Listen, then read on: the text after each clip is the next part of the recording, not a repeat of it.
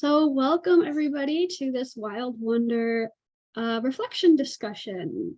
If we haven't met, my name is Rebecca, and okay, I see some friends here and a bunch of people I'm not sure if we've met yet, so that's exciting. Nice to meet you. So to start off today, we'll need a paper and pencil, something to write with. As I always say, you can use a voice recorder if that's easier for you. Any notes that you took at Wild Wonder will be useful to reference. And then I invite you to put in the chat, just to get us started, where in the world are you tuning in from, as specific or vague as you want, and what's something that you are feeling thankful for today? It could be something from nature, but it doesn't have to be. So I'll give everybody just a minute for that while people are coming in.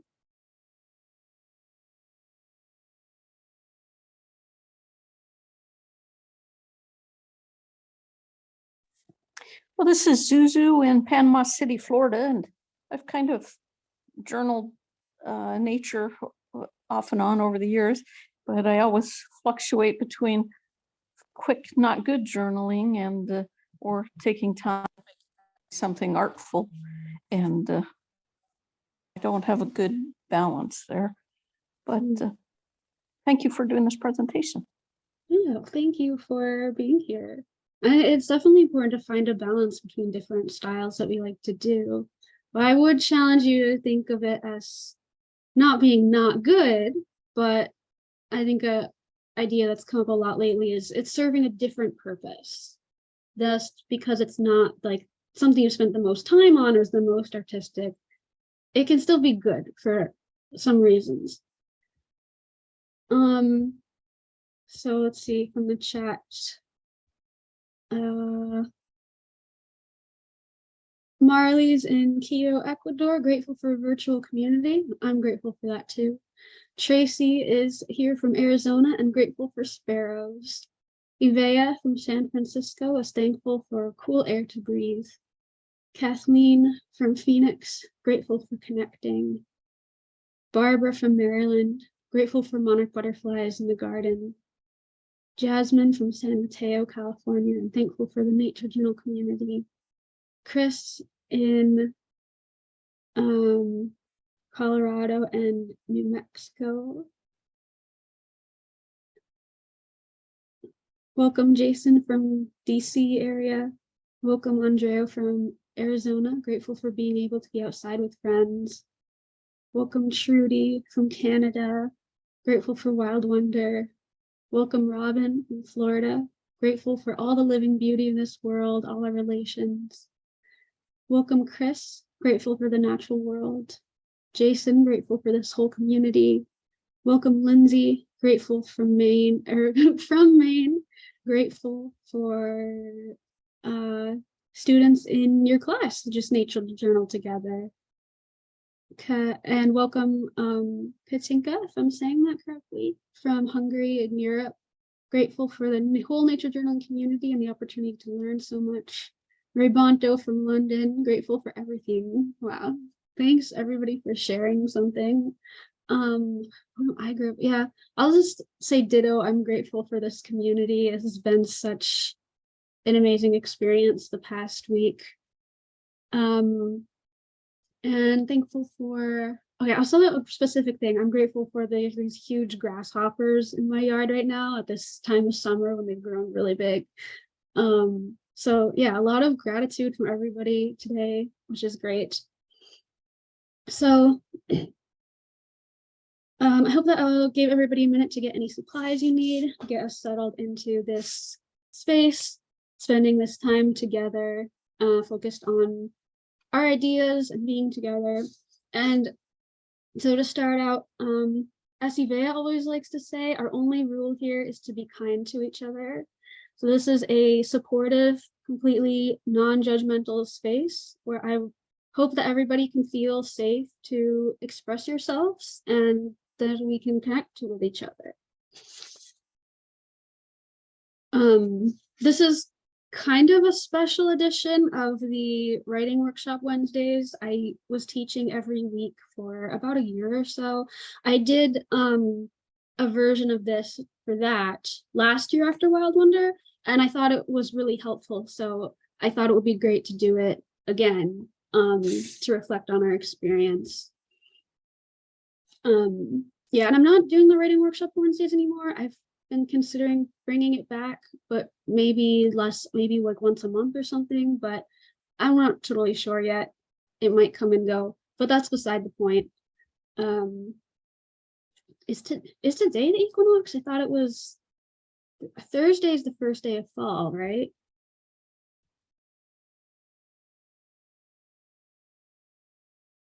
Well, one other thing I just wanted to say is that if you haven't seen in the sorry, trying to keep track of the chat and also talking.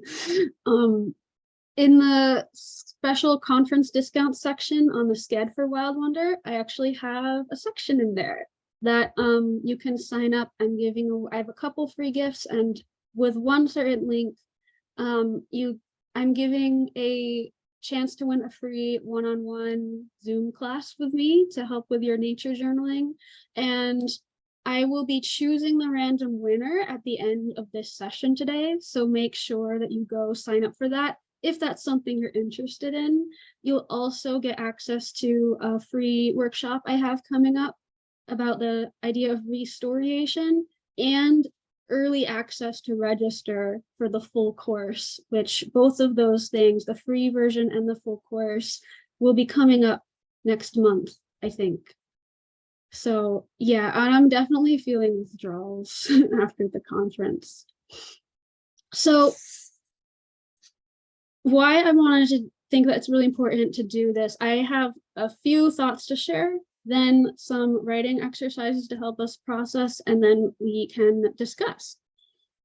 So metacognition is really important. This is something John Muir Laws talks about a lot. It means thinking about our thinking. And we just experienced this fire hose of information and learning that, but things only stay in our working memory for a few seconds. So if we want it to go beyond that short-term surface level thinking and memory, we need to help that information go deeper into our minds. So I encourage everybody to, if you took notes, keep going back to your notes, reviewing them, do some kinds of post noting, sketch note type of things, like add color to the parts that are important, add little doodles or icons that represent ideas, use arrows and boxes to help things stand out. So then later when you go and flip through, the more times that you go and flip through your notes, the important things will jump out at you. You don't have to go like looking really closely for them, just to emphasize any particular things that you want to remember. Another idea you might be familiar with is this forgetfulness curve, which shows that when we learn something, we forget it very quickly over time. So,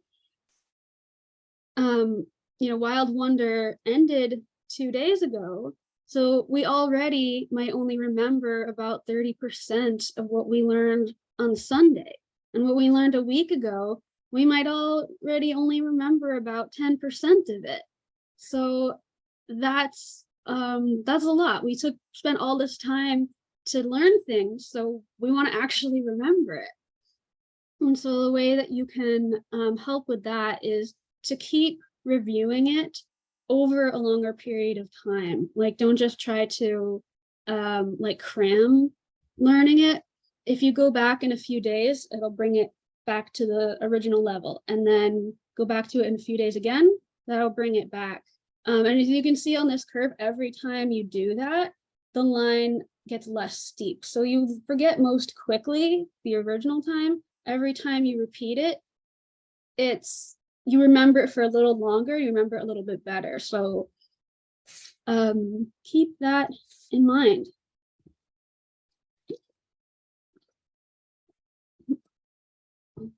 Another concept that John Muir Laws that Jack has talked about, which I find really useful, is this idea of our toolbox versus our tool belt. So our toolbox, you could think of as all of our ideas and concepts and techniques and strategies that we use for our nature journaling. And so the idea of a toolbox, or I was thinking maybe we could think of as our toy box, these things we can play with. You know, you can pile everything in there. Sometimes you might dig down to the bottom once in a while. Like, oh yeah, I forgot I had that. I want to try playing with that sometime. So, you know, everything that we've learned, we can put into our toolbox. But we can also think about what do we want to add to our tool belt?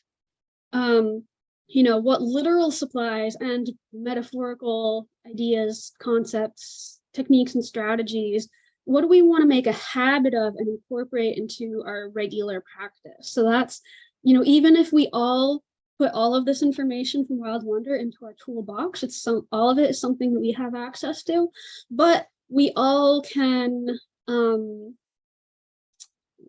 like choose things for our own tool belt. That's how we all have our own style of nature journaling. What do we have right at our fingertips that we can go to all the time? Okay, and so now I have a couple of questions that I want us to do a little bit of writing on before we share our own thoughts. I think it's really important to get clear on our own thoughts before we hear other people's perspectives, which can affect our thinking. We're also able to listen better and listen more deeply if we're not trying to hold our thoughts in our head while we're waiting for our turn to speak. So we can only hold about 5 to 7 ideas in our head at one time. So I'm going to show us, I think I have 6 questions. I'll give just 1 minute for each question. Jot down some of your thoughts and ideas. Again, these don't have to be full sentences. Use bullet points. You can use doodles or icons if that's easier for you. Just get your thoughts down on paper, and then we will share. So is everybody ready for that? I'm just going to pull up a timer.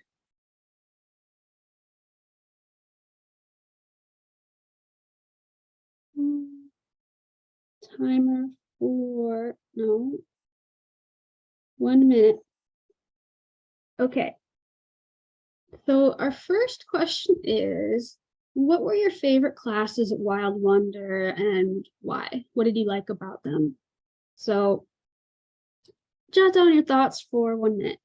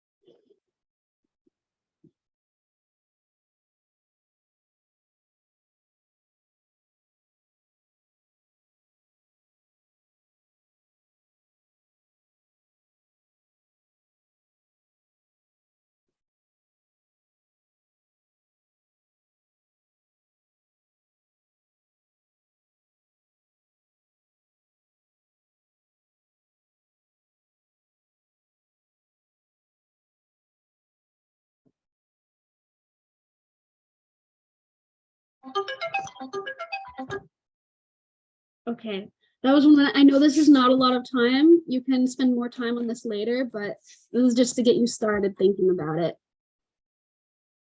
So our next question is, did you have any big insights or aha moments? Was there any information that clicked for you in a way that it hadn't before? Starting now.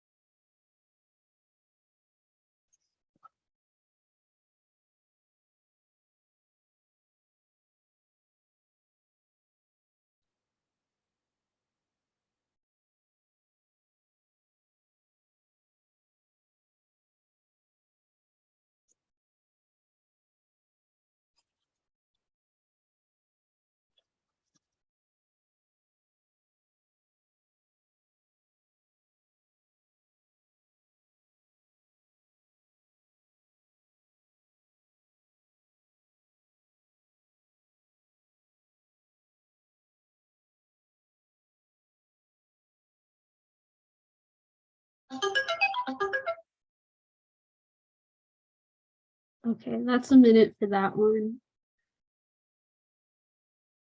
The next question is, what tips or ideas do you want to put in your nature journaling toolbox? So again, this is where you could just cram in as many things as you want. What are the ideas that you want to try?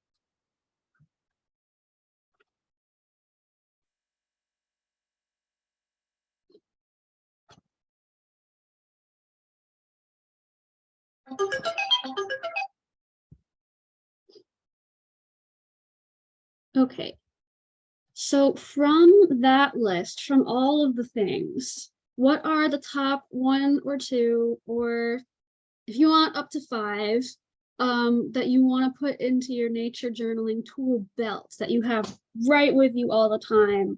What do you want to try first and make a habit of it? Because we can't really do all of the things that were at Wild Wonder. Um, we only really learn something when we've incorporated it into our practice and we make it our own. Um, so we don't have to feel like, in order to get the most out of Wild Wonder, we have to become an expert at, every single thing that anybody taught. We can just pick the things that we like best. So think about that for 1 minute.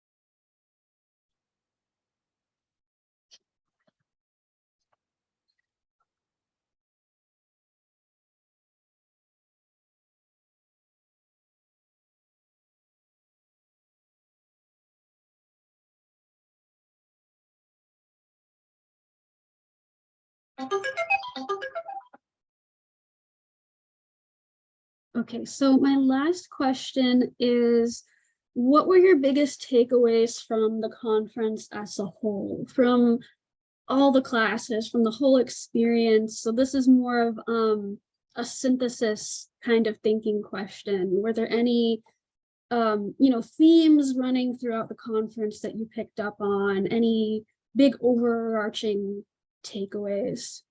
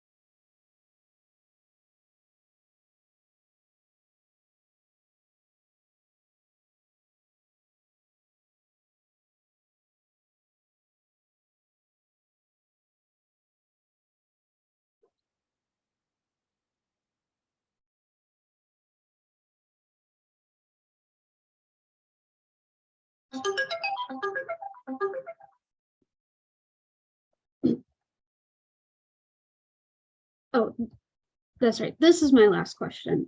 How can we keep that momentum in the community going all year long? You know, we've got withdrawal from Wild Wonder, or you know, there's things that we wanna still have. So think about that question for a minute.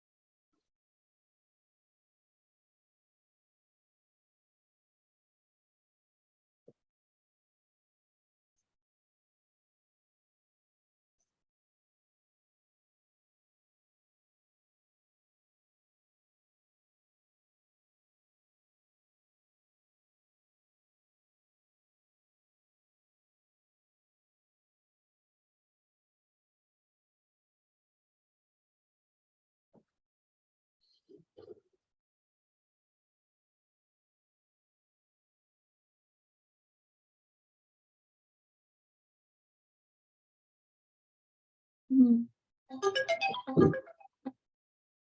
Okay, that was my last question. So would you all want another minute or two to just add more to anything that you want? Give a thumbs up if you'd like one more minute, just to go and add whatever thoughts to any question. And again, I know this is not often a lot of time. It doesn't, you don't have to have fully formed ideas. Okay, I'm just gonna give it one more minute, add to any of the questions.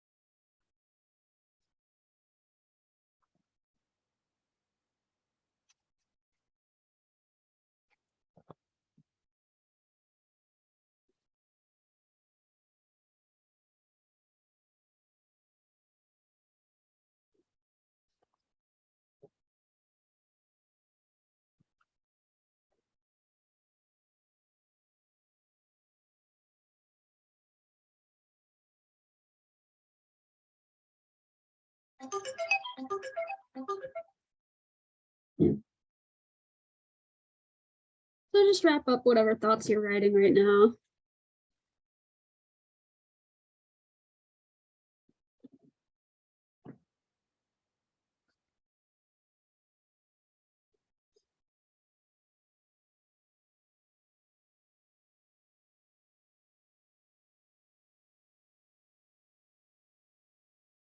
Maybe Marley being here made me think of it, but I realized another question that would probably be good to ask are, what questions do you still have about what we learned at Wild Wonder? What do you want to learn next? So work on that later if you want. I think for right now, it would be good if we focus on processing the information we've already taken in. So now we can have time to share. And I'm going to go back in order of the same questions that I asked all of you. But if you have something to share that doesn't fit in one of those questions, that's fine too. So raise your hand if you want to share, starting with, what were your favorite classes and why? What did you like about them?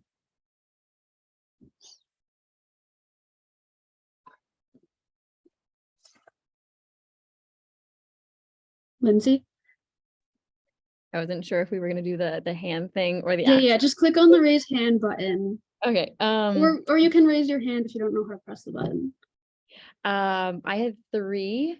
Vitor, I think is how you say his name, with the more loose, scribbly, kind of like Melinda's gesture sketches, but more like contour drawings. I also wrote down Melinda's gesture sketches. I really enjoyed that class. And then Beth Ann's, kind of like back to the basics, using a pencil. I rarely use a pencil now, so it was really nice I have it, it's in my little, kit, but it was nice for her to say, all right, get your pencils out again. So those were my favorites.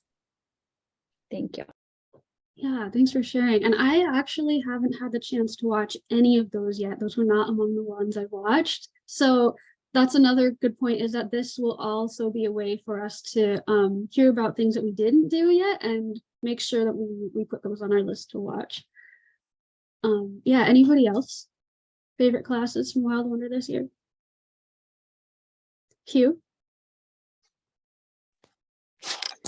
Hi, I really like the Simply Birds class, just because the amount of like different ways you can look at the birds and like record their information.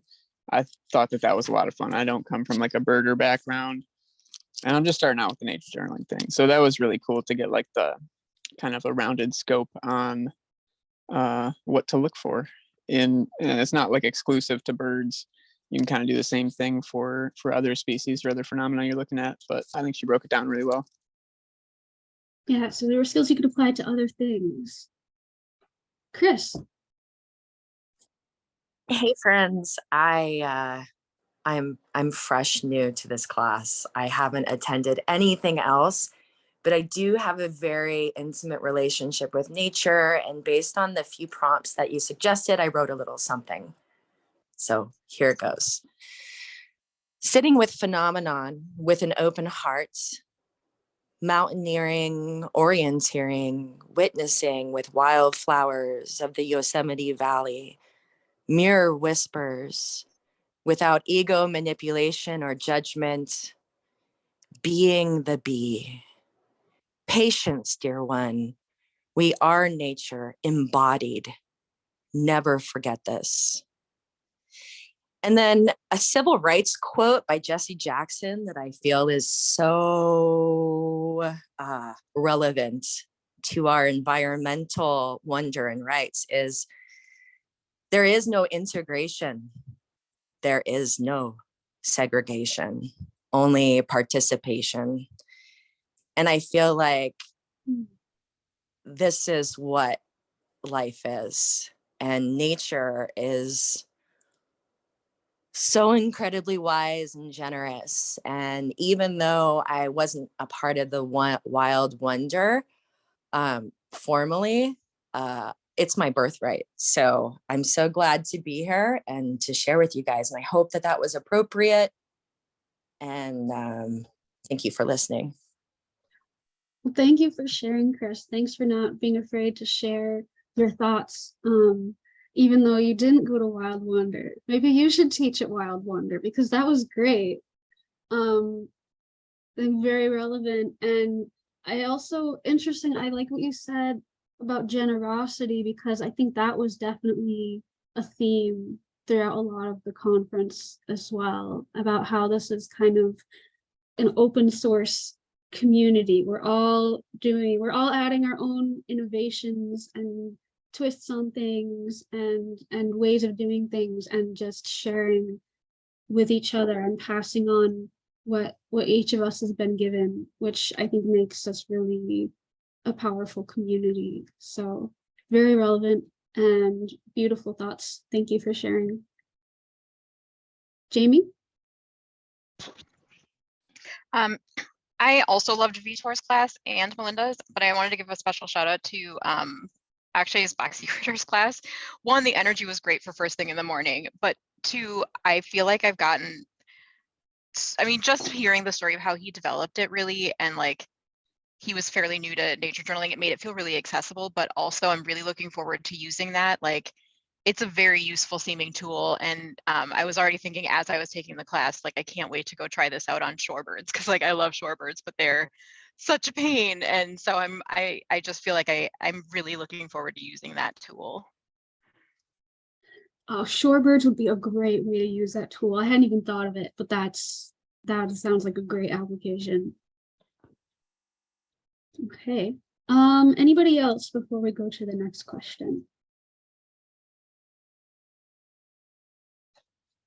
Okay, so Did you have any insights or aha moments, anything that clicked for you in a new way?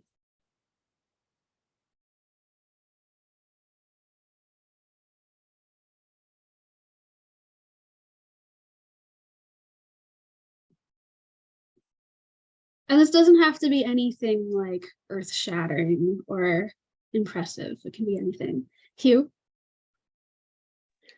I think I noticed between all the watercolors that there were some that were doing the darks first, and then there were some that were doing the lights first. So me, that's new to watercolor, I was kind of surprised, but kind of there was a weight off my shoulders that there's not like a one way to do things, but just to create the picture that you're creating, you do what you need to do. And so that was kind of freeing. I like that. That's a great observation. I'm pretty new to watercolor too, so I didn't notice that. I think that's a good point too, that we can generalize as well. There's no one right way to do any of this. Whatever makes sense for what you're doing in that moment. Marley? Yeah, so I'm really interested in insight, and I think people probably have insights that they're unaware of. And I had, for example, one insight, I would call it, during Vitor's class, where I just sort of spontaneously started drawing with my water brush, just with watercolor. And I did these sketches here just straight with watercolor, partly because I was in a hurry and I already had my water brush out, but I've like never done that before. And so even though I don't think it was like a conscious insight, I think just after several days of doing nature journaling classes every day, it just kind of like appeared. And then the other one I had was this insight that I wrote down that was more of a conscious one, like in words, more of like a verbal one. And just realizing that I wrote down in the margin of one of my pages, people just want to hang out and talk to each other. And it seemed like there was all these things that were really powerful in the nature journaling community were basically just different versions of people hanging out and talking to each other. So those were like two very different insights that I had. Yeah, so we might have insights that we're not conscious of, but I think when we do this process of reflecting and going back, maybe we can make some of them become conscious. And yeah, and I totally agree with you about the second one. We just wanted to hang out and chat. And I kind of feel like if we had unlimited time, it seemed like we would also want to just hang out and chat about like even things that aren't nature journaling, just let's like a community, just like chat about whatever. I was feeling like we should have like a nature, well, I'll save this for the other question, but yeah. Barbara.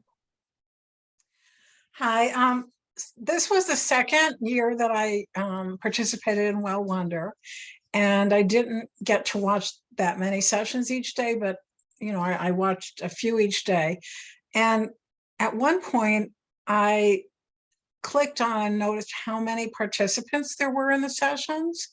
And that was kind of my aha moment, because I don't really feel like I'm connected to a community of nature journalists at this point. It's something I started during the pandemic, as many people did. And I did it in isolation, literally. So I have taken Zoom classes. I do online botanical illustration classes, but the wider interest in nature journaling, I don't really have another person physically in my life that I share that with.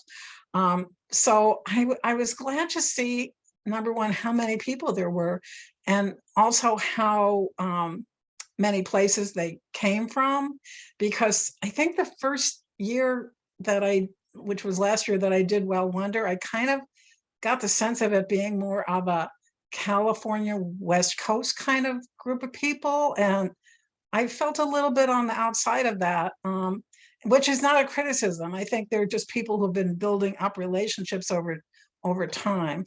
But it was my aha moment to realize that just based on the numbers of people and where I could see they were from, there were probably a lot of other people like me who are trying to make the connections, but don't really feel quite there yet.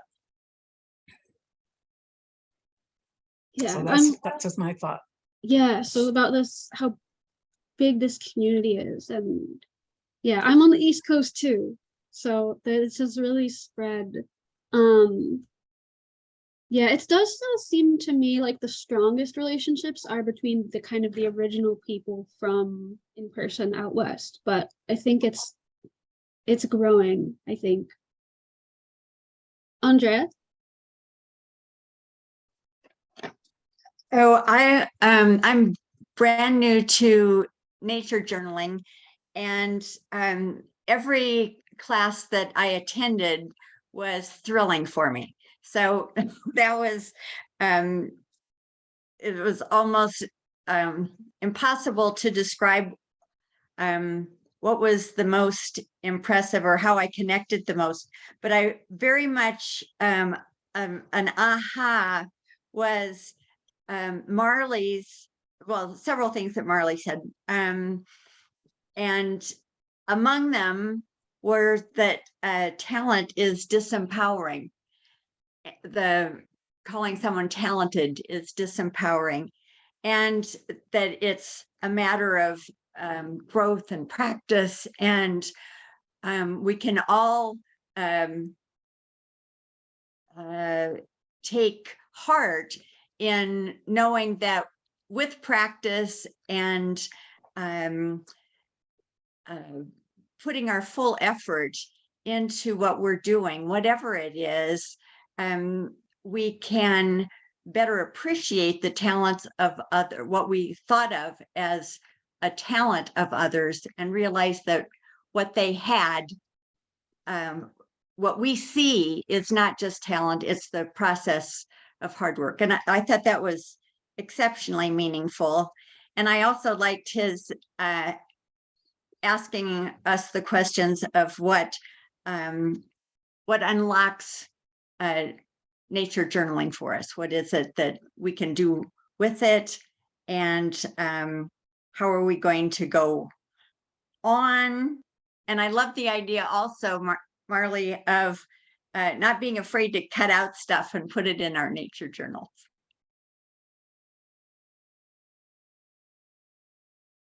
Yeah, thank you, Andrea. I'm just gonna pause to read a few things from the chat, but raise your hand if you want to say something on this question. Let's see. Yeah, a few things in chat about enjoying Ivea's class on stewardship and conservation. Yeah, a lot of agreement on that. And oh, so yeah, the toolbox tool belt thing was new to some of you. So, oh, that's great. I'm glad to introduce that to some of you.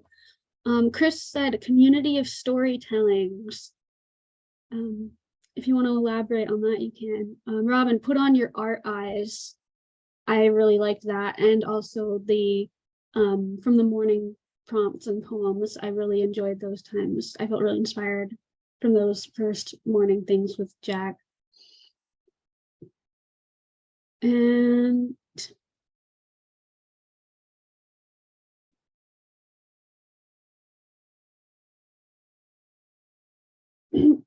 yeah, when Ivea said the more stewardship I do, the less helpful I feel.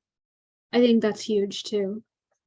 Even if it's something small, so even if it's something seemingly small, that's like picking up trash from this park isn't going to help solve, global scale issues all by itself, but it makes us feel better and more empowered so that we can continue the work in ways where we can see the effects and in the ways where we can't directly see the effects of our hard work. Because if we only focus on things, this is something I've thought a lot about before, is if we only focus on stewardship and conservation in ways that we will never directly see or experience the impacts that we're making, then we're probably going to end up feeling disempowered or feeling like we're not actually making a difference. So I think it's important to have a mix of like direct local things and big picture things. No.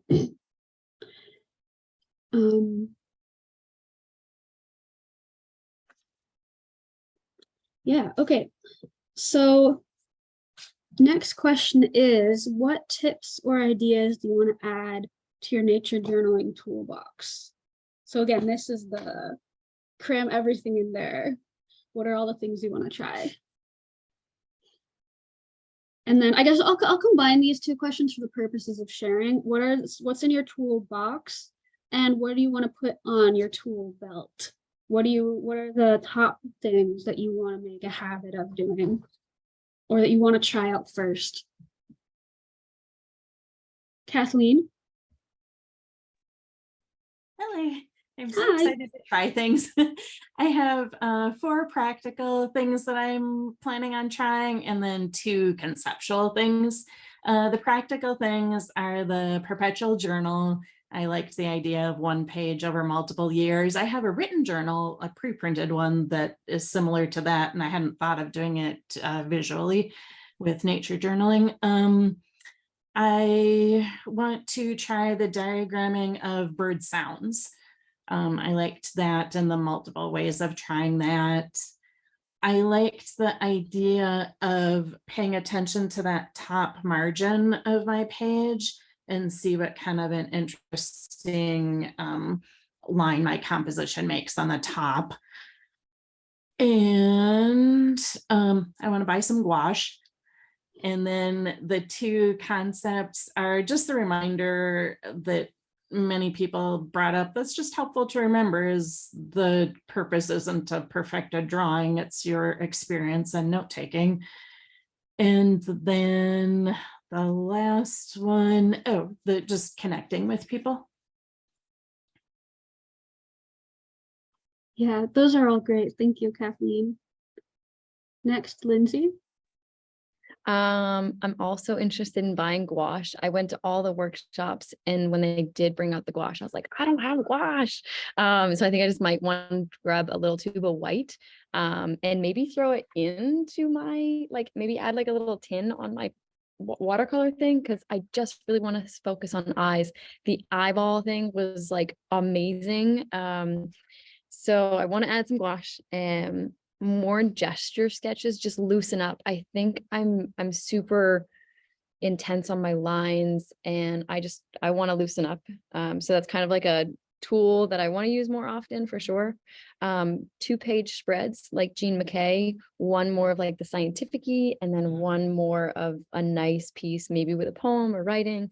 So I want to try to get more of a 2-page spread, and then get together more often with other nature journalers, whether it's an online thing, in person. I noticed that I'm like way happier this past week, even though I was exhausted, but I was like, this is amazing.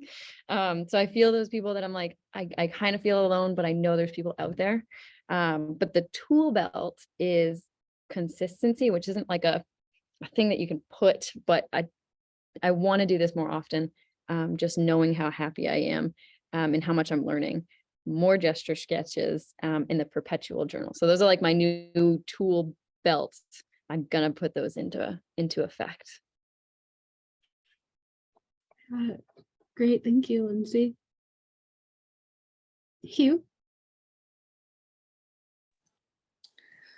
I like the I want to try white paper, and then I want to put a white crayon or like a wax candlestick. I like the birthday candle idea that Jack had, just to have a birthday candle in there ready for when you need it. And then one of the other tools that I had wanted to practice more was Marley had brought up the intent for your journaling, like either each day or just being more mindful of what am I going out there for? What am I going to need to do that? And then also being easy on myself, like, I don't have to do that, but going out with a goal and with an intention is it's a good thing to keep in mind. And then also trying to find a community for feedback, because it came up later in the conference that getting feedback and having a community to share with is also a great tool and a great resource. Yeah, all really great points. Thank you, Hugh. And Shirley. Can you hear me okay? Mm-hmm. Okay, perfect. I just wanted to give a couple of shout outs here. First of all, thanks, Rebecca, for lifting up the 30-day challenge in your email that got sent out. And thank you, Marley, for setting that up. I think that's a brilliant idea. Those of us who are working really on our own can, I think, benefit from that kind of just really simple structuring that gives you a chance to just dip in and pick out wherever your mind is taking you or your circumstances are taking you on a daily basis. And I've been dipping in and out of that and having a great time with it. So thank you, both Rebecca for lifting it up and for Marley for putting it together. And my question, I guess, is, will we see more of the 30-day challenges for getting some ideas to get started? I don't know what Marley has any plans or not, but what you just said also made me think, what if we can make up for those of, if you like the structure of a 30-day challenge, what if we can make our own challenges, go through all of these ideas that we've just been, go to your list of things you want to put in your tool belt or put in your toolbox, pick out little bits, and you can make your own 30-day challenge and check, try one thing per day. That could be something. And then, yeah, Lindsay put in the chat, Inktober is also coming soon. We could have a nature journaling Inktober, which is where you get different prompts and do a drawing every day. There's also Birdcember in December, which is all about drawing birds, and there's a different prompt every day. Marley says many of the challenge ideas were developed from people in the Facebook group for nature journaling. People submitted ideas. So yeah, I think maybe there will be like official 30-day challenges of some kinds, but we can also just keep getting ideas and prompts for each other and things to try. Trudy, again? Yeah, can I just yeah, go ahead. Just add a thought here. I know that one of the things I really benefited from a structural point of view was the idea of seeing a whole grouping of challenges all on one page at the same time, as opposed to having one challenge per day. Sometimes my days get really messed up and I can't get the time to do that particular challenge on that particular day. But I really like that idea, the bingo card thing, where you can kind of dip in and out and just, draw on whatever is there for that particular day. So I just wanted to lift that up because for me, it was really a helpful tool to get, as somebody said, get over the blank page thing and get on with doing something small every day. So thanks a lot for that. Yeah, I also like the visual of having it all at once instead of the kind of challenges where it's like a new challenge is released every day and then you get off track and then you're kind of like, do I continue? Do I just stop? Do I try to rush and make it up? Yeah, so that was an idea that I thought of with Marley's challenge is if you can't do everything, make it a bingo board and just try to get like one row or one column or whatever works for you.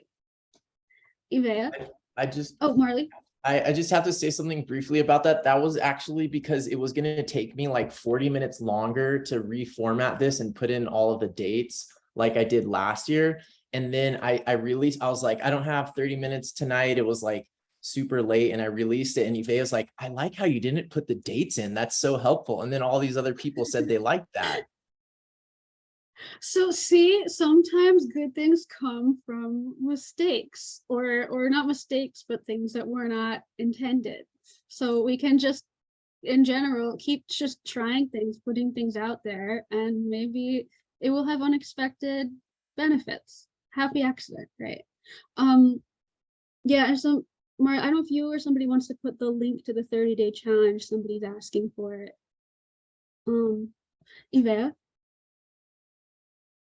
I was just wanting to let folks know, I put into the chat a couple of Facebook roll call threads from a while ago. I know that that's not necessarily helpful if you're not yet on Facebook. And so it's not my intention to exclude people. It's more to help build up the community where I can. And then the community can find people who aren't on Facebook and everything. The roll call threads were ones that we tried to begin a couple of times to help people find each other in the world. And whenever people would mention a new location that they were in, I'd add it to the beginning of the thread. And I tried to tag people, and for a while Facebook let me, and then they stopped letting me about a year ago and said, "Ha, you're a spammer." And so I was like, "Oh, Facebook, how dare you?" So just letting folks know that that might be another way to find people who are close by to you. And also, I saw somebody say that there was no New York group. There is a Facebook one begun by Rebecca herself to help people find each other in New York. So I wanted to make that as a suggestion too. And again, I know that I'm speaking from a place of incredible luck. So if this isn't helpful, don't use what I say. But if it's helpful, folks might want to try doing also what Lindsay did too, of like creating a main group, creating a group that's based off of, if you're in the United States, based off of your state. And even if people are really far away from each other, then just beginning to build that network will eventually help you find who's closest to you, as a suggestion. And then the same in other parts of the world as well. And again, I know that that may not be helpful, but I just wanted to offer that up as a, and also if anybody has ways of like expanding the community, this is something I'm passionate about helping with. So please do email me if you have ideas. I can't promise I can make them necessarily happen, but I can definitely try to keep bringing them up in different spaces and sharing your ideas. So please email me. Thank you. Yeah, thank you, Eva, for all of the work that you've been doing this whole time on helping to form this community. And yeah,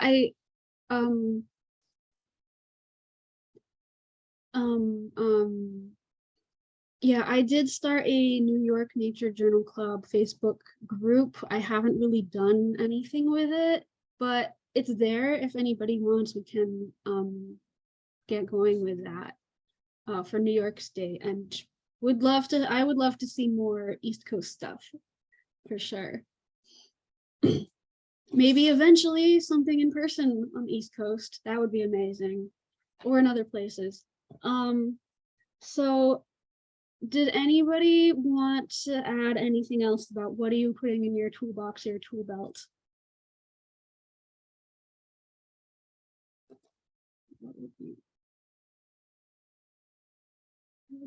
Yeah, nature journaling road trip. That would be amazing. Okay, so our next question, second to last question, is what were your biggest takeaways from the conference as a whole? Any big themes or things that you were taking away?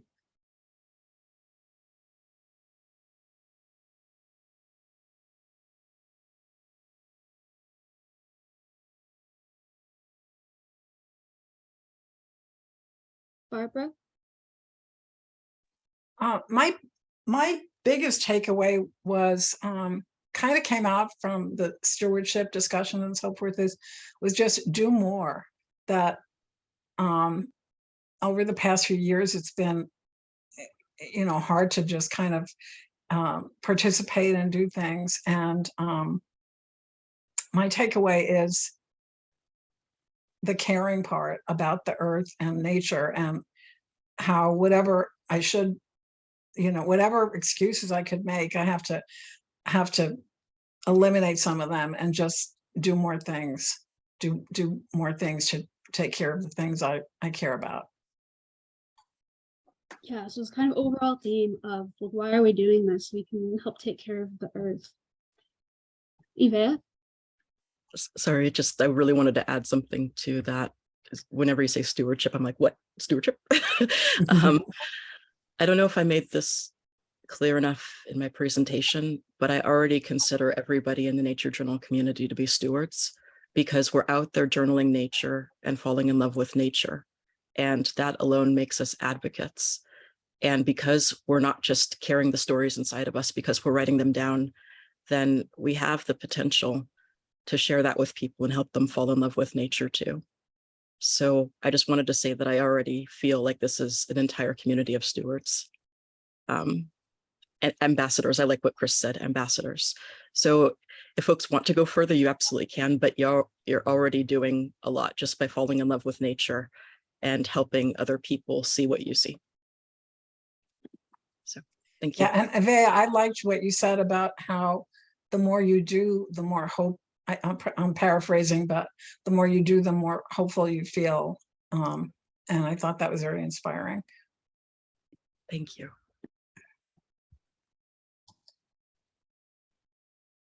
Yeah, so stewardship, and also for the community as a whole, I was noticing just that the whole, like, being intentional about the community we're creating and how it's so based in kindness for each other.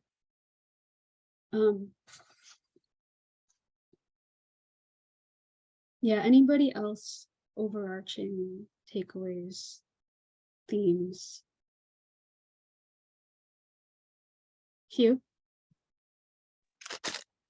Mine was intent, attention, and practice. Also a couple other ones. Let the species tell you its place on the page. I thought that was a neat composition thing. Kind of let the species be its own. And then there was an ethnography piece. I forget who was talking about that, but including the stories of other people that are in the places that you're studying.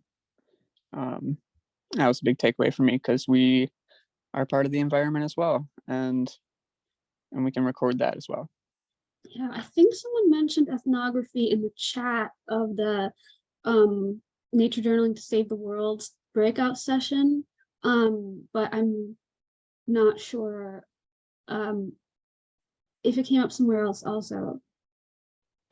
Yeah, what Marley just put in the chat, I was actually just gonna mention that, because for me, one of the big takeaways was about the importance of humor. And that I noticed that in a lot of places in the conference this year, and just this idea of playfulness with everything that we do here. And it's okay to be silly, it's okay to be goofy.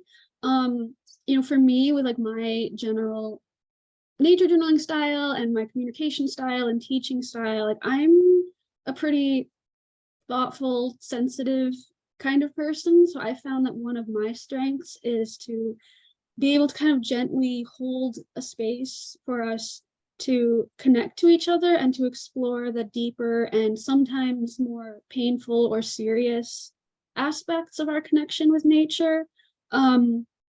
So it's really important for me to remember, as especially as an instructor, that I can also let my goofy side show more often, and we don't have to take ourselves seriously. Invertebrate, Boxy Invertebratober. There's another monthly thing for you guys. We can make boxy butts all month long.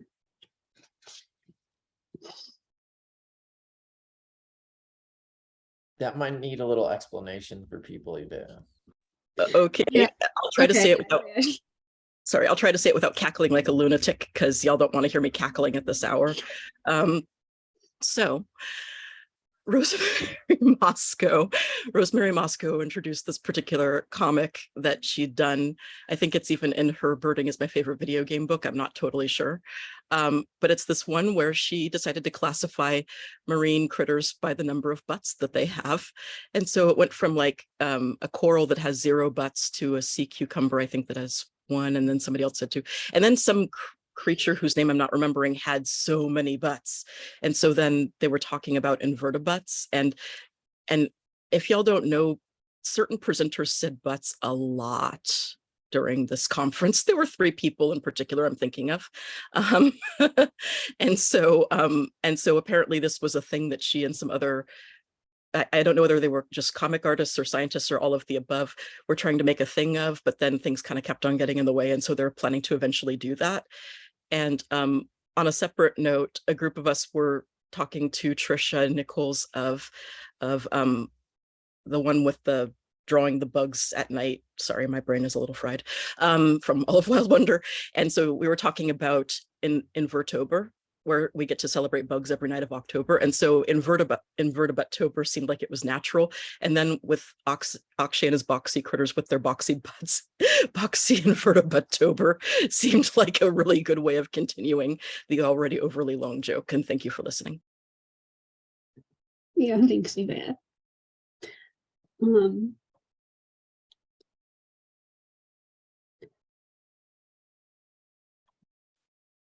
Yeah, so anybody else on takeaways from the conference as a whole? Going once, twice. Okay. Yeah, great thoughts from everybody. I'll try to catch up with the chat when I can. But oh, Robin, do you have something to share? Okay. Well, if anybody does, you can raise your hand if there's anything you didn't get to say from any of the questions. Well, our last question is, oh, Marley left. Okay. Well, our last question is, how can we keep the momentum for Wild Wonder and keep the community going all year long? And we've touched on this already in this conversation, but if there are any ideas that anybody wants to share, or any things that you would like to see, even if you're not sure how to solve that. Lindsay? So I'm only a year and a half into nature journaling. February will be 2 years for me. And new-ish, I just taught my first nature journaling workshop at a local land trust. And then I've added those people to the Facebook group. So knowing that, you know, I'm still new at this, and everybody on the Zoom, like, go and teach this to somebody, go and give them a journal. It doesn't have to be fancy, start with pencils. But I think I want to do more of that. And then there's the thought of like, I've got friends that you should start making money off this. And I'm like, no, I just want to share nature journaling. So I want to do like a free library session, or meet at the library, or meet at like a point. So I have continuous in-person contact. I like the idea of like a East Coast Europe time zone get together potential. I do like that idea, but continuing to share and post our pages in whatever format that is, if it's on social media or what have you, but some sort of, because I'll nature journal sometimes and I don't share it with people. Sometimes I don't think they're good enough, and so I won't share. So continuing to remind myself to share my pages on the on Jack's page on the Nature Journaling Club, and then to get myself out there more and just to teach. So Fearless Fridays, yeah, awesome. Thank you. Yeah, I love what you're saying about like, even if you're a beginner yourself, you can teach this, because like we were saying, there's no one right way to do it. You don't have to be like a master PhD of nature journaling in order to teach it. You can teach whatever you've learned and learn together with other people. And yeah, so that's a really great point. And I will also add, it's also, I'll just have two thoughts to add. What about the idea of we're not wanting to post pages because you feel like they're not good enough, everything. I have found, I used to feel like that way too, but I feel like for me, like as an educator of it, it's a lot easier to post, because then I'm not posting like, oh, here's this thing, I hope that people will like it, and then that will like make me feel good about myself in this drawing. Like, even when you're doing it with the perspective of sharing and teaching other people, even if you're not like an instructor, even if you're a beginner yourself, but with the perspective of like, can other people learn something from this thing that I'm posting, then it's like it takes all the pressure off me for me to post one of my pages, because I'm not saying like, hey, look at my page, I hope that you think it's awesome. It's saying like, hey, here's a page that I did, and here's something interesting that happened on this page, and take note of that, and here's something that you can learn, or that you could try, you know what I mean? So that's something. And then yeah, I also just briefly wanted to say, for anybody who wants to go and start teaching things like in your community or the libraries or for free, that's amazing. I also want to say, for anybody such as me or Marley who does want to do some teaching and make money from it, that's also okay. Like, and I'm trying to figure out this balance for myself of how we are like a very giving community, and we're like open source and want to share and be very generous, but it's also okay to do certain things and make money from it, because when you do develop a certain you know, skills and things, and when we all have something different to offer, again, there's no like qualifications to do this, but that's also allowed. I just want to add. So yeah, and Lindsay, did you have anything to add? I did. So I loved Rebecca. So I posted a picture of it was a prompt from Marley's challenge. I think it was like critters in your house, but not your spouse. Didn't mean that for that to rhyme, but anyways, so I posted a rat and you commented, like you read the words on my page, and I love that. So I find myself sometimes scrolling through the Facebook page and I'm like, wow, wow, wow. But like actually pausing on somebody's page and reading what they've written, you can learn a lot from each other. So I really like that we've conversated on that, but also Yeah. to then remind myself, like, I need to slow down and focus on one page at a time and not just look at the pretty pictures scrolling by. And then my second point was I went outside with my students today and nature journaled, and I try not to show them my current one because it's like, holy crap, I'm amazing, right? I'll show them my original nature journal that I started a year and a half ago, and they're like, oh my gosh, Mrs. Trout, like you're so good. And I'm like, hang tight though. That's a year and a half. Like you guys are just starting. And the last like formal training art class that I was in was when I was in high school 15 years ago. So reminding them that I'm not like a professional or I've taken any like art classes in college or university even. So it's also a nice reminder of like not trained, just doing pencil miles. So those are my two little extra bits. So thank you. Yeah. Yeah, words on the pages are very important. I think we need to pay more attention to that in the Facebook group and any context when we're sharing, because that's such a big part of the story and the experience and our thoughts of what we're observing and experiencing. I'm not sure who had raised their hand next, but, and it is after 1 o'clock, so if you've got to go, that's okay. But I think we're nearing the end of this conversation, so you're welcome to stay. Ivea? So first of all, completely agree about the importance of reading the words on the pages, because nature journaling is about words, pictures, and numbers. And more specifically, it's not just looking at the content of the page, we're looking for the person's experience. And so a lot of times when you're reading it, then you'll read about their feelings, you'll read about just, sorry, I could go on, but I also want to make sure that we get to the other people raising their hands. So I just wanted to say +1 to reading the words on the pages. So ideas about keeping the momentum going and the community, creating more opportunities for engagement. So like finding ways to have, even if it's like once a month, really kind of big community discussions, or creating like miniature wild wonders, big events like that where people gather together, or possibly collaborations. Like there was this one time where Point Blue Conservation gave a goal that they wanted to create this thing called Restore Mountain Meadows, and they invited art from everybody in the community to demonstrate how. And so it'd be nice if we had more things like that where the community could get together under a common purpose. Let's see here. I would like to find more ways to help people find each other, bring back Fearless Fridays, like Lindsay was saying. And then also maybe it'd be cool, like what Marley was saying earlier about creating a chat, like at the time for East Coast folks, it'd be cool to start to create like meetings that say, hey, if you're from this region of the world, come hang out. And then that way that could help people meet each other. So yeah, I just some ideas about ways to keep it going, or to keep on creating meeting spaces is for me the big one. I can help with that. So thank you for listening. Yeah, that seems like what I've glimpsed from the chat as things are going by, it seems like a popular idea, creating more group meetups and discussions. Kathleen? I was just going to add that it might be an idea. I know on the foundation website, it says, you know, sign up for the newsletter and you can hear about volunteering or whatever else eventually.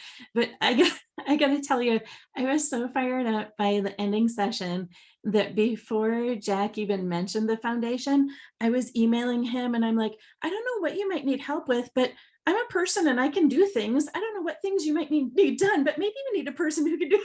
And then he mentioned the foundation and I'm like, oh, maybe I shouldn't send this because he's busy with things.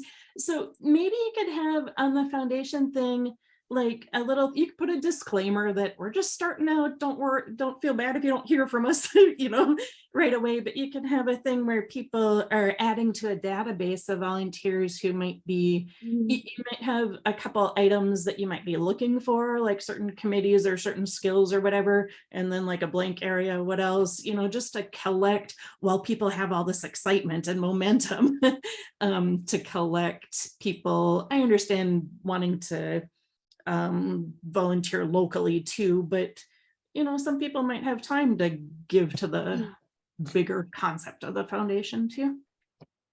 Yeah, and I was exploring the website for the foundation after that, and I did notice there's a place where you can like contact us, where you can, it's like, we want to hear your ideas and suggestions and everything. So it seems like they do have some avenue for that. I'm not exactly sure who is monitoring that email or what they're doing with it right now, but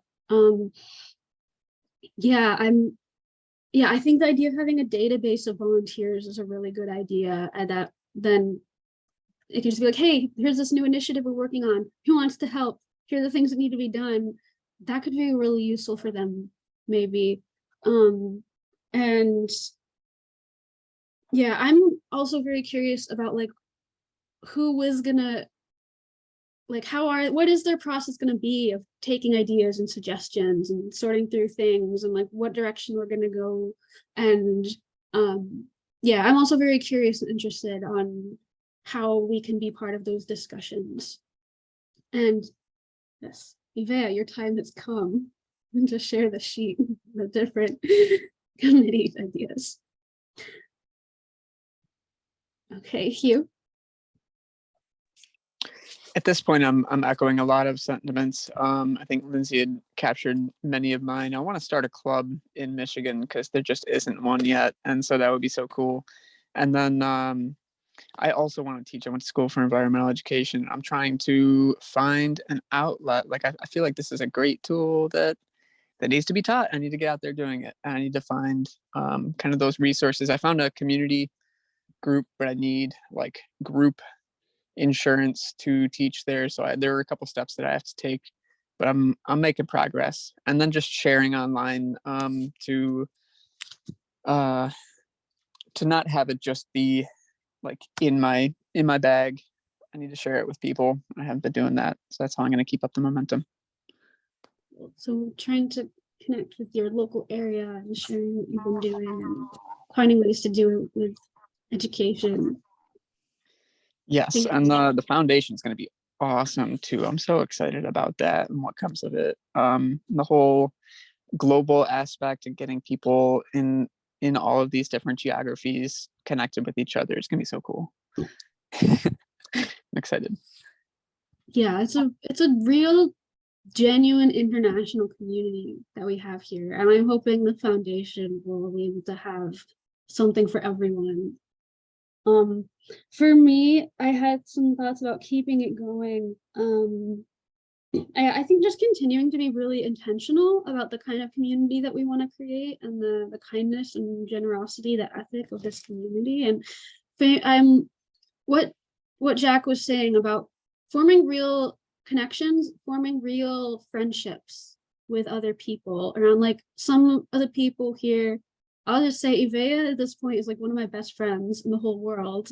And we've never met each other in person, but I hope that we will someday. But yeah, all of us, we can make more friendships with each other, even if we're virtual. And oh yeah, another thing that came up a lot in the conference and somebody mentioned in the chat, accessibility things and helping people with disabilities and all of that, which we need a whole lot more conversations about that. And then one idea that came up was having more mentorships where we can have kind of like buddies, kind of the way that like Amy Tan and Fiona Glogally are mentors to each other. Any two people, or we can, connect with not only posting things on the Facebook, but like connecting with specific people or meeting on a regular basis and sharing and getting feedback from each other. And then, okay, this is one thought I had that was really fun is, you know, how in Anne Chadwick was playing the guitar in one of the backstage passes, and I heard that Ray Bondo played something last year, although I wasn't there for that one. What if we had, just for fun, like along with the idea of having like nature journal social time where we can just talk about random things and have a sense of community that way. What if we also had a virtual like nature journal club coffee house kind of a thing where like all of us who do some kind of music or performance can just like take turns opening your Zoom audio, play a song. Like that would be really fun. That's one idea I had. Like a talent show. Yeah, except it's not talent. So I think we need to come up with another name for it.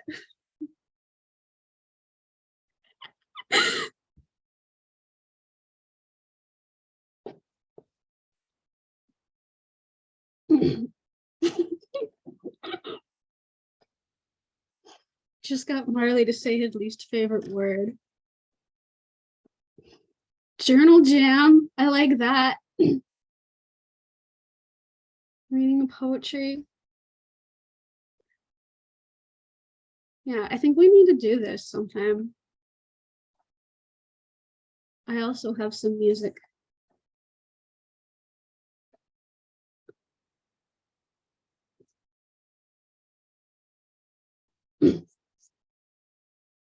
While everybody is blowing up the chat, which I love, I have to run to teacher meetings, East Coast time. I'm after school now, but join Marley, myself, Ivea, and there's a couple more people tonight. 6:10 Pacific time. Marley, put it in the chat. Yes, please. You're amazing. But I've got to run. Thank you so much, Rebecca. This has been an awesome space to be involved in and sharing ideas. And yes, keep the momentum going. But I've got to peace out. So thank you all. Thanks for being here, Lindsay.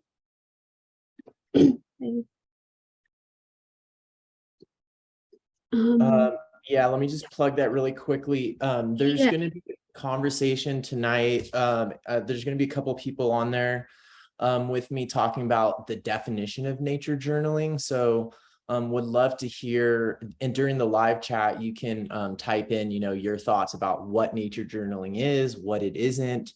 Are there any things that it isn't? So I'll post the link. There will be a short, like 5-minute video that's recorded, that I recorded in the Galapagos about what I think nature journaling is. And then afterwards, there'll be a community conversation. I think Ivea is going to be there. Gargi is going to be there. Lindsay, who just left, will be there. So I'll post the link here in the chat. Yeah, so that'll be on YouTube. And Marley's going to put the link to that in the chat. There it is. So save that link or go to Marley's YouTube channel, subscribe to Marley's YouTube channel. Oh, not to compete with Marley, but I also wanted to share an event happening this evening. It doesn't directly compete, but there is something special happening, which is this lecture by Robin Kammerer, author of Braiding Sweetgrass, and one of my former professors, is going to be giving this talk tonight, which I think is very relevant to those of us interested in using words in our nature journal, which is called Returning the Gift, the Role of a Nature Writer on the Edge of Climate Catastrophe. And this, that's a reference to a quote from Braiding Sweetgrass, which is about, she says, being a writer is her way of returning the gift for all that she has been given from nature by doing the writing and sharing the stories. So that'll be on YouTube. You can probably watch it later if you want to. So I just want to let you know about that in case you're interested.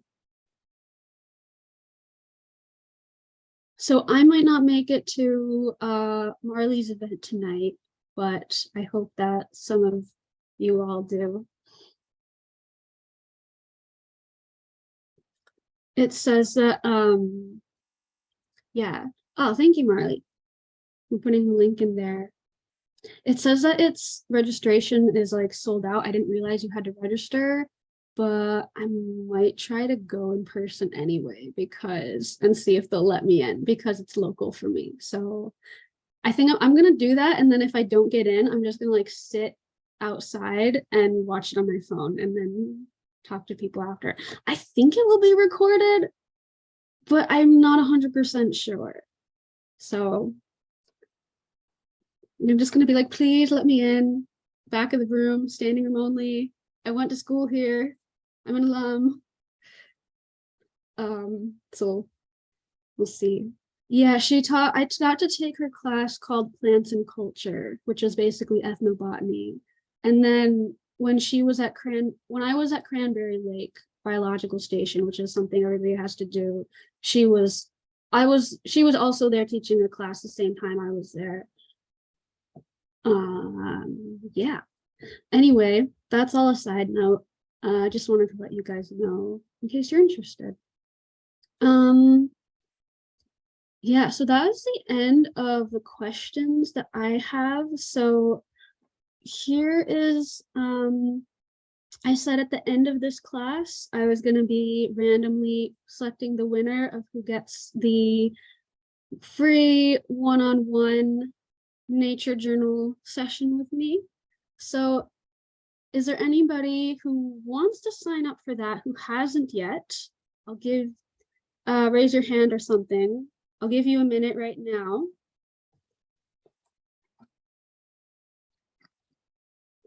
Okay, I'm gonna give you guys a minute. Go into Sched, go to the conference specials and discounts. And when you're done with that, unraise your hand so that I know that you're done it and you're ready. So this is the last chance.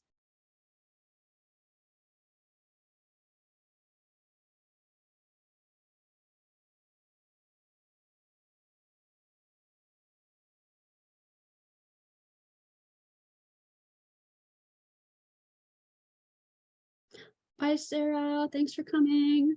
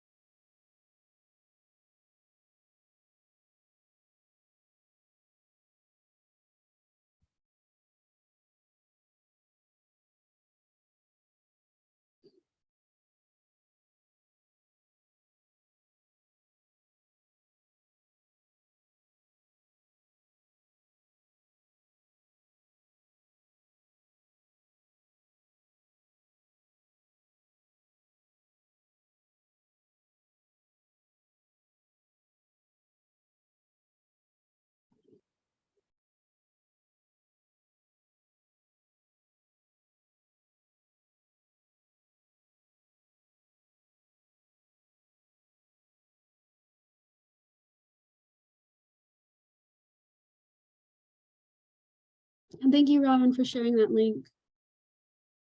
So I think that should be recorded and put on their YouTube, but I don't know for certain. I'm not running it. Thank you, Jasmine, for coming.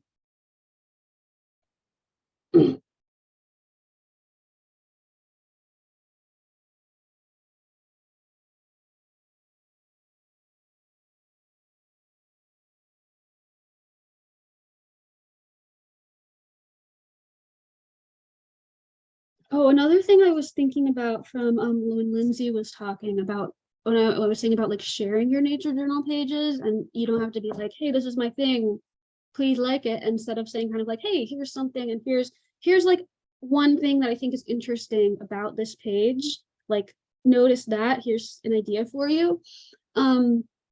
Is that I've been starting a little bit to share more pages on the nature journal page and on the emails that I send out. And I want to do more of it, like again, from more of an instructor perspective. But one other thing that I want to make sure to do is that I'm not ever making a page for the purpose of sharing it. That's part of why I haven't really been posting things from the Nature Journal Challenge during Wild Wonder, and I haven't been posting everything from Marley's challenge either, is because I think when I share things on social media, for me, I want it to be more of like, I'm just nature journaling for myself. I'm doing things. And then maybe sometimes I'll be like, hey, I want to post something. What's something interesting that I've done lately that I can share? And then kind of looking back and afterwards being like, okay, this is something I'd like to share, and then sharing it, but not just like I'm making this page, because I think when that gets into the back of your mind, and I've talked about Bethan with this before too, that she's kind of felt when she started posting on Instagram, it sort of changed her process and the way that she thought about it during the process. So I don't really want that to happen to me personally. That's just another thought I've been having. Everybody can do it in their own way, of course. Yeah, Marley, do you have a thought? Yeah, I was going to say something about this when it came up briefly before, and then there was other things, but it came up again. So I was like, okay, this is important. But there's this anchoring or priming effects. There's a ton of different psychological effects called priming effects. And one of them is that if you go to a conference and you see a really nicely drawn, very, very, very well drawn robin, very realistic robin, that creates a priming effect in your mind about your expectations of what you're going to learn, what you're going to do, what you're going to be able to do, and what you're not going to be able to do. And that's really problematic.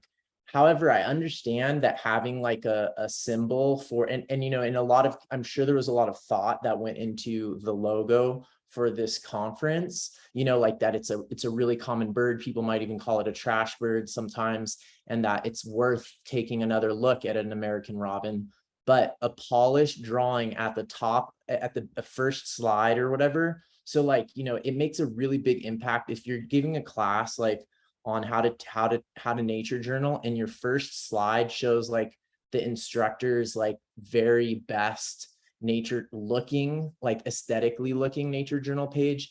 That is not helpful for teaching beginners, or even teaching intermediate people, or even maybe teaching advanced people, because of the priming effect. And that comes up in that book I mentioned during the conference. It's called, I don't really like the title, but it's called Stop Talking, Start Influencing. It's a pretty concise book. It's a fun read. It's one of the, you know, a few books I just read cover to cover in a few days.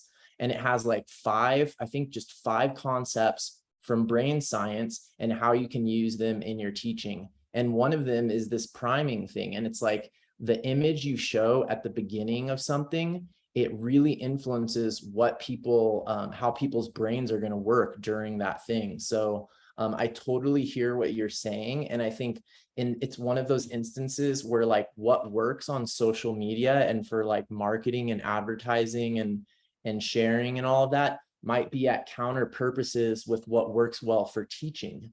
And what works well for teaching would probably be to show like people in the field doing nature journaling in a photo, and showing like a lot of different kinds of people out there engaged in the process, and not like a finished product. Or maybe show like, well, when we talk about Fearless Friday pages, those kind of pages prime people in a way that's more beneficial probably. So I just want to throw that concept of priming. If you don't know about it, there's just thousands of psychology studies on priming.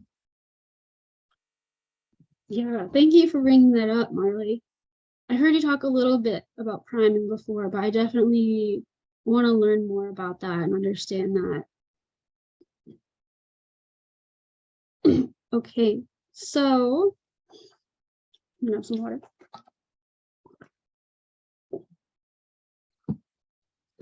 Yeah, any other thoughts for anybody on this conversation?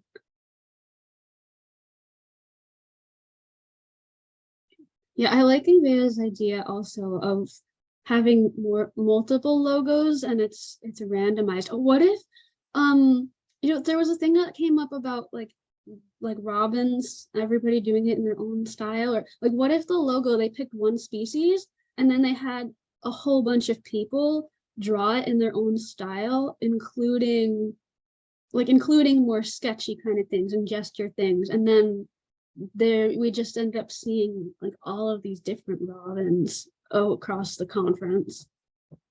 That could be cool. Yeah, Turtisorama. Or I had an idea one time because somebody had emailed me saying like, oh, I feel like it's not even worth doing something. Like, why should I bother drawing a dandelion when somebody else has already drawn a dandelion and they've done it better?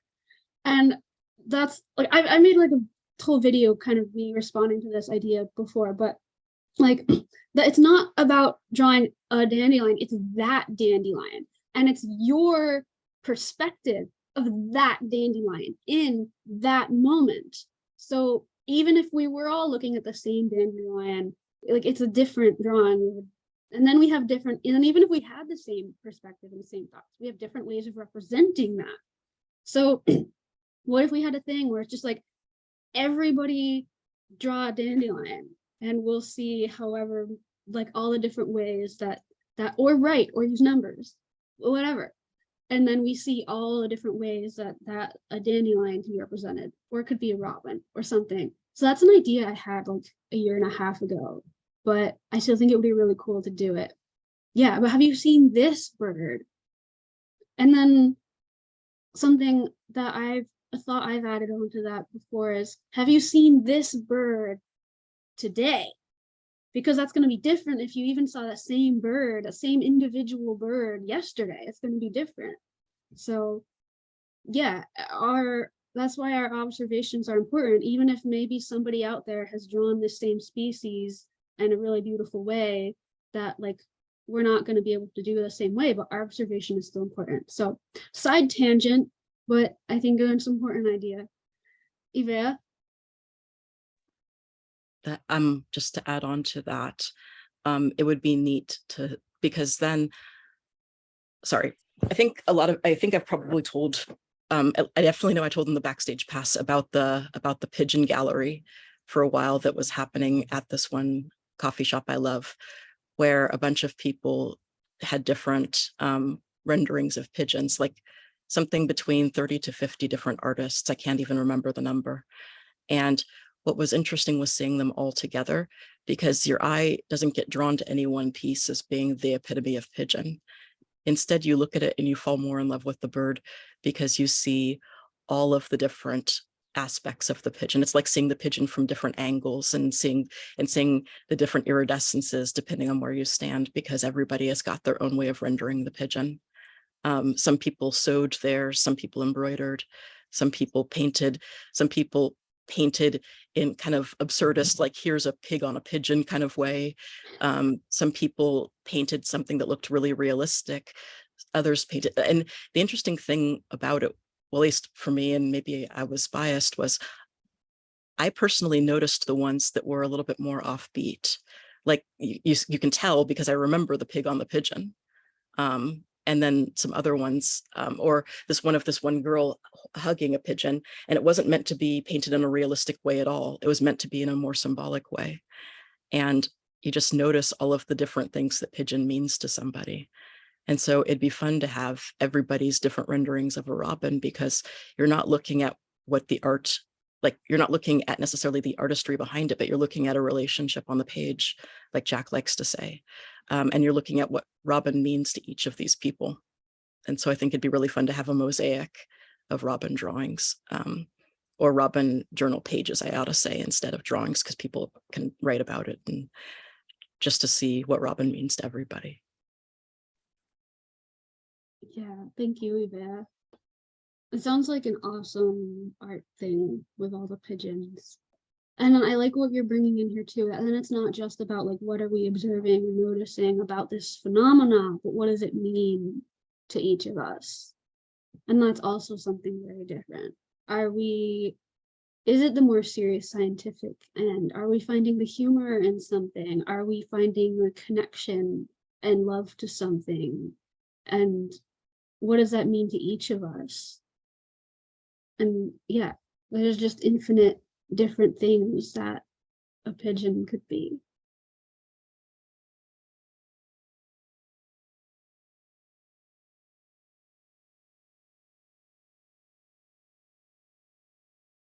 Well, with that, I am gonna go ahead and do the random winner of the thing. So I think we've given everybody enough time. This is the last chance.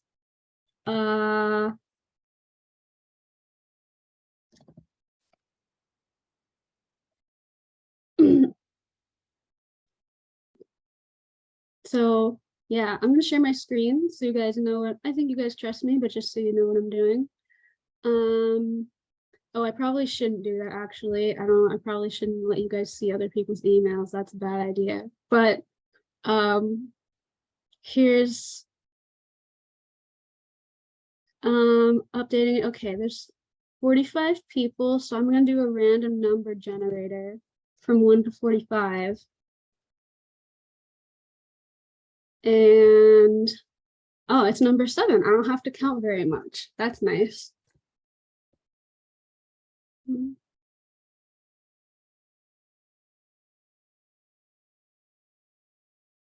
Oh my gosh. It's Lindsay Strout, who was just here. So congratulations for Lindsay. And yeah, I'll have to reach out to her. So yeah, thank you everybody for coming. I hope that you got something useful out of this whole conversation and time today, so that we can actually absorb everything we learned at Wild Wonder instead of just kind of watching everything and then it passes by us and then we forget about everything. So yeah, great to see everybody. Great to just connect as a community and see each other. And yeah, I've missed like during the conference the whole day, because for me Pencil Miles wasn't until 3 p.m. so I was always like, I can't wait until it's 3 o'clock and I get to see my friends again. And then after the conference ends, it's like now I can only see my friends once a week. So yeah, just good to see everybody. And yeah, if anybody has more thoughts that you want to share today, go ahead. Otherwise, I guess we should probably finish up. Well, what's the next thing we can go to? The next event, well, yours thing tonight. Yeah. But even Like- sooner than that, actually, there's then, are we having educators forum today? Because that's in an hour. About an hour and Okay. 20 minutes. All right. Yeah. See you all in an hour. Bye. Okay. See you at the educators forum. I'll end this so we can all take a break. Bye. Bye. Thank you. Thank you, Rebecca. See you soon. See you soon. And we'll hang out sometime soon too. Yeah. Bye, Ribonto. Are you coming to the Bye. educators forum today? No. All right. We'll see you another time. Yeah. Bye. Bye. Thanks so much. See you. Thank you. Wait, Hugh. So where you were teaching something? No, I was going to school, so I only went for the 2 years. I had transferred from Schenectady and started the studies program, fall of 2018, and I think I was going through the spring of 2021, but I had come back home after